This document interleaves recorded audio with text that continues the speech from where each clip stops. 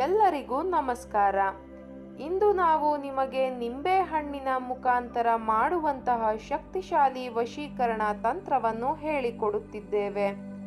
ಈ ತಂತ್ರವನ್ನು ನೀವು ಮಾಡುವುದರಿಂದ ನೀವು ಇಷ್ಟಪಟ್ಟವರು ನಿಮ್ಮ ವಶವಾಗುತ್ತಾರೆ. ತಪ್ಪದೆ ನಮ್ಮ ವಿಡಿಯೋವನ್ನು ಲೈಕ್ ಮಾಡಿ.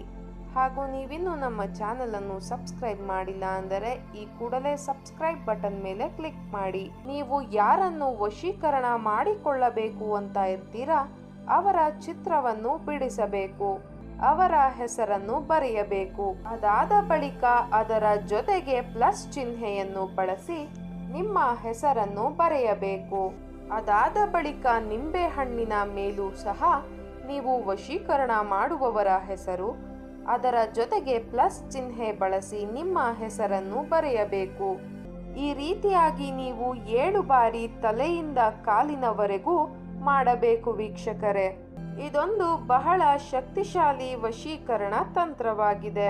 ಈ ತಂತ್ರ ನಿಮಗೆ ಇಷ್ಟ ಆದಲ್ಲಿ ವಿಡಿಯೋವನ್ನು ಲೈಕ್ ಮಾಡಿ, ಶೇರ್ ಮಾಡಿ ಹಾಗೂ ಸಬ್ಸ್ಕ್ರೈಬ್ ಮಾಡಿ.